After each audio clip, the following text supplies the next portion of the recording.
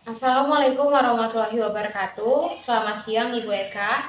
Perkenalkan, saya Melinda Angelika dari kelompok 9. Hari ini saya akan mempresentasikan tugas besar 1 dari kelompok 9 yang berjudul Metode Penelitian Semiotika dalam artikel analisis semiotika iklan Gojek versi Cendekiawan.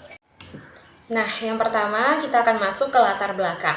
Apa itu semiotika? Semiotika merupakan suatu ilmu atau metode analisis untuk mengkaji tanda. Semiotika biasanya itu identik dengan tanda dan juga makna. Atau secara khusus semiotika adalah cabang ilmu yang mempelajari bagaimana tanda-tanda digunakan untuk mentransmisikan pesan, berkomunikasi, dan juga memberikan makna.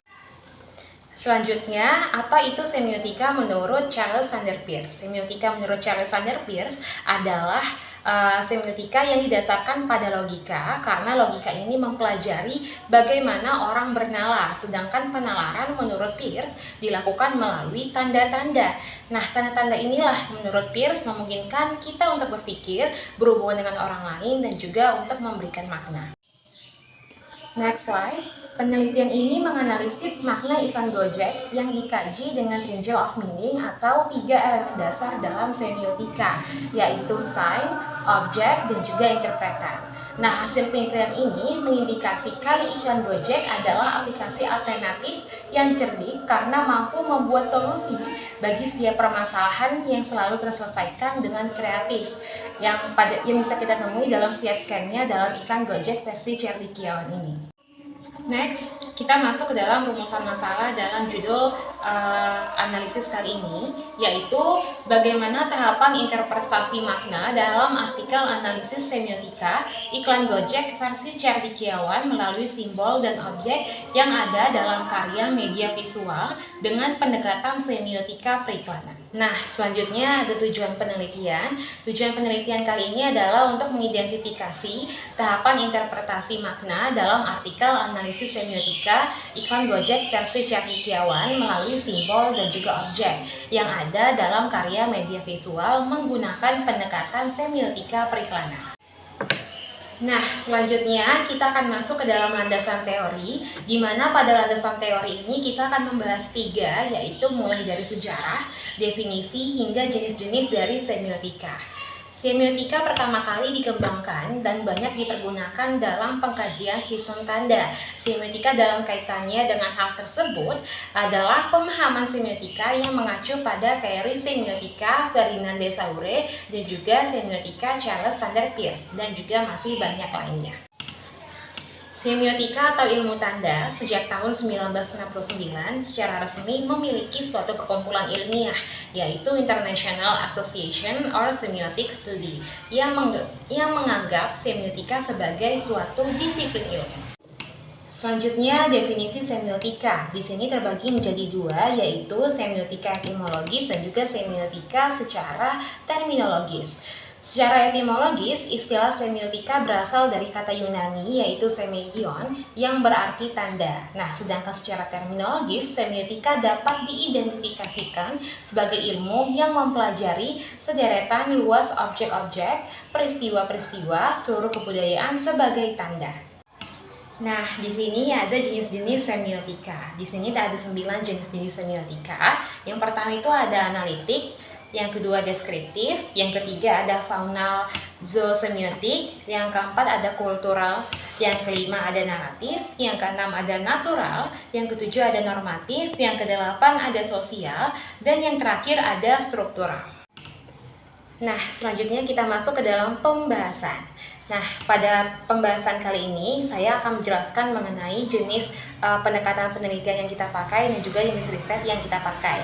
Nah, yang kita pakai adalah jenis riset kualitatif, di mana kualitatif ini bertujuan untuk membuat deskripsi secara sistematis, faktual, dan juga akurat tentang fakta-fakta dan sifat-sifat populasi atau objek tertentu. Nah, penelitian ini juga menggunakan semiotika model Charles Sanders Peirce karena kami ingin mengkaji tanda untuk membantu menerjemahkan pesan iklan yang kita teliti melalui tanda-tanda verbal maupun non-verbal dalam sebuah iklan, sehingga kita dapat tahu nih bagaimana komunikator dapat mengkonstruksi pesan dan makna dari iklan tersebut.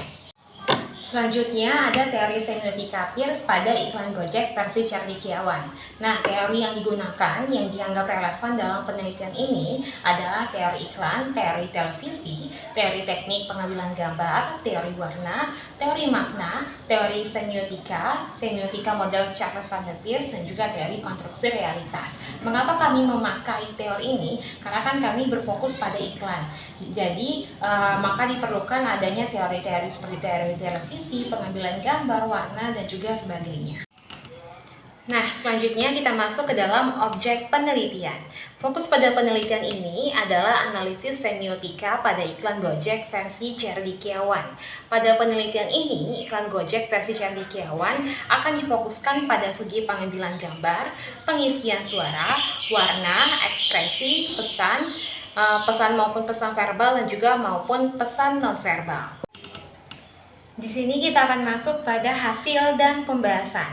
Nah, pada scan 1 yang bisa teman-teman lihat pada gambar di sebelah saya, menampilkan seseorang pemuda yang sedang kesusahan dalam mengambil air karena bisa dilihat keran air dispensernya rusak.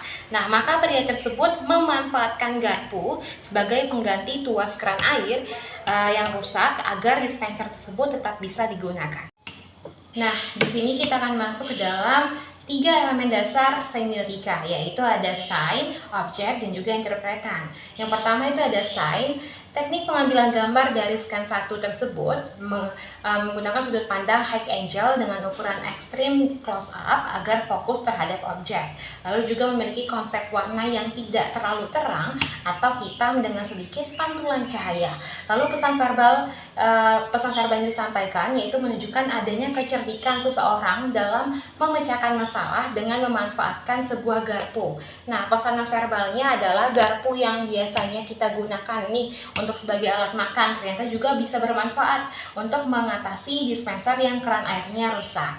Nah, untuk teks iklannya tersebut, ini kisah para cendekiawan, anak bangsa yang bekerja dengan kecerdikan, segala hal dapat dituntaskan, garpu pun jadi alat kesejukan. Selanjutnya ada objek dan juga interpretan. Nah, objek dalam scan 1 tersebut, dalam scan ditunjukkan bahwa sebuah keran air dispenser patah dan seseorang dengan kecerdikannya mengganti keran air tersebut dengan garpu agar keran air tersebut bisa kembali berfungsi. Interpretannya apa? Garpu yang menurut kita hanya berguna nih sebagai alat makan, ternyata bisa juga menjadi sebuah solusi suatu masalah.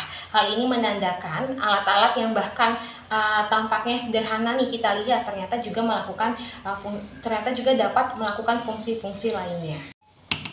Kita masuk ke scan yang kedua. Teman-teman bisa lihat di gambar di sebelah saya, itu ada penjual bakso sedang mengikat bakso dagangannya. Scan kedua ini menjadi ketertarikan kita karena scan yang ini menampilkan pedagang bakso yang memisahkan antara kuah dan mie bakso, tetapi tetap kompak dalam satu plastik. Scan ini kan juga berarti menjadi singgungan halus untuk setiap orang. Nah, perial ini dapat diperjelas dengan narasi yang menggelitik pada iklan tersebut, yaitu adalah mereka menantang aturan klasik, kuah mie bakso kompak satu plastik. Nah, kita masuk lagi ke dalam 3 elemen penting dalam semiotika, yaitu sign, objek, dan juga interpretan dalam scan yang kedua. Nah, untuk sign-nya yaitu teknik pengambilan gambar diambil dengan ukuran ekstrim close up pada scan bakso dan juga high angle saat scan penjual bakso. Lalu latar warna memiliki konsep warna yang tidak terlalu terang atau hitam dengan sedikit pantulan cahaya. Lalu untuk pesan verbalnya yaitu untuk menunjukkan adanya kecerdikiawan penjual bakso untuk menghemat penggunaan plastik dengan membuat kuah, mie, dan bakso kompak dalam satu plastik dengan cara yang kreatif tersebut. Lalu untuk pesanan verbalnya adalah satu plastik ternyata bisa loh digunakan sekaligus untuk memisahkan antara kuah, mie, dan bakso. Karena kan pada biasanya nih, misalnya kita saat ingin memesan bakso dan pengen mie atau bakso dan kuahnya dipisah, maka biasanya kan penjualnya bikin dalam 3 plastik. Itu kan bisa saja menjadi pemborosan plastik. Maka ketika menemukan cara ini, itu merupakan cara kreatif sebagai solusi untuk menghemat plastik. Lalu untuk teks iklannya adalah mereka menentang aturan klasik, kuah, mie bakso, kompak satu plastik. Lalu ada objek dan juga interpretan. Nah, untuk objeknya adalah kecerdikan seorang penjual bakso yang membungkus bakso, mie, dan kuah yang seharusnya terpisah menjadi di dalam satu plastik yang sama tanpa harus dipisah. Lalu untuk interpretannya adalah kecerdikan penjual dalam meminimalisir penggunaan plastik berlebihan dapat membantu meningkatkan kampanye peduli lingkungan, yakni soal pengurangan penggunaan plastik. Kita masuk ke scan penutup, yaitu scan Gojek. Nah, scan penutup ini iklan melakukan indeks kalimat. Indeks kalimat tersebut ditandai dengan adanya tagar pasti ada jalan yang menjelaskan bahwa Gojek tersebut dapat menyelesaikan permasalahan kita yang kita lewati dalam keseharian kita atau menjadi solusi. Nah, logo Solve pada Gojek itu menjadi identitas diri Gojek. Simbol Solve Gojek dihadirkan dalam scan penutup dengan maksud sebagai solusi keribatan yang kita lalui nih. Nah, perihal simbol ini menunjukkan bahwa dengan menggunakan aplikasi Gojek, tentu ada jalan untuk mengatasi segala situasi yang sedang kita hadapi. Saatnya kesimpulan. Nah, kesimpulan dari hasil analisis kami ini adalah sebuah pesanan verbal yang terkandung dalam iklan Gojek versi Cerdikiawan ini, yaitu Gojek bermaksud mencoba menjadi aplikasi solusi di tengah maraknya dan banyaknya kebutuhan masyarakat dengan cara yang kreatif.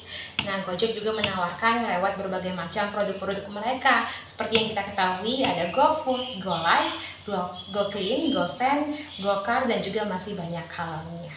Baiklah, sekian presentasi dari saya. Kurang lebihnya mohon maaf. Terima kasih kepada Ibu Eka selaku pembimbing kami di kelas metode penelitian kualitatif. Saya akhiri. Wassalamualaikum warahmatullahi wabarakatuh. Terima kasih.